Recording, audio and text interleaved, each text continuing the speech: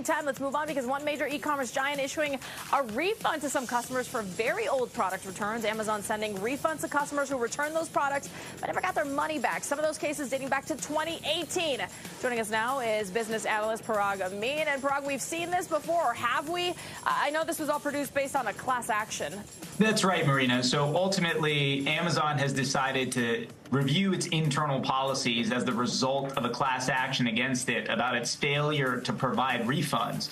And look, it really is unfortunate because we rely on Amazon when we return something. The deal is you give us our money back. So it shouldn't be return roulette where we might get our money back and we might not. If we did our end of things and we sent the item back, we should be getting a refund. And unfortunately, Amazon didn't do that. And that's why Amazon's getting sued now over it.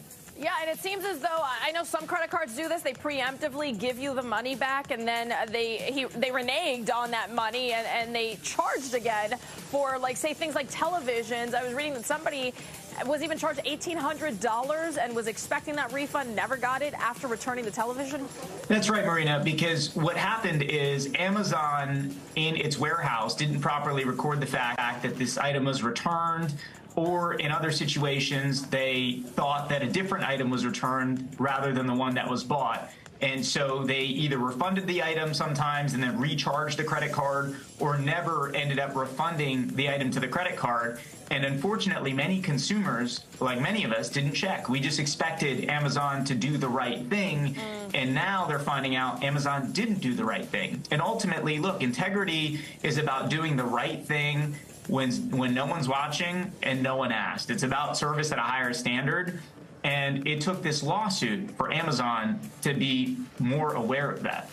Yeah, to pay up because they did want this dismissed, Parag. How much money did this cost the e-commerce giant? The reality is we don't know yet because they haven't given a full accounting, but it's very realistically millions of dollars, and it could potentially be billions of dollars. Wow. Because of the sheer size and volume that Amazon transacts. I mean, in a single quarter, you're talking about net profits of over $17 billion and revenues of hundreds of billions of dollars. So you could be talking about a substantial write-down, and time will tell. I will say, Marina, one best practice that I think all of us can use, and I do this myself, is anytime you return something, just set a reminder for yourself in your calendar about 2 weeks out to just double check to make sure that your credit card or whatever your method of payment was in fact refunded. Yeah, unfortunately, we get bogged down with so many cards, and who goes through every single statement, right? And we should be much more careful because, after all, we work very hard for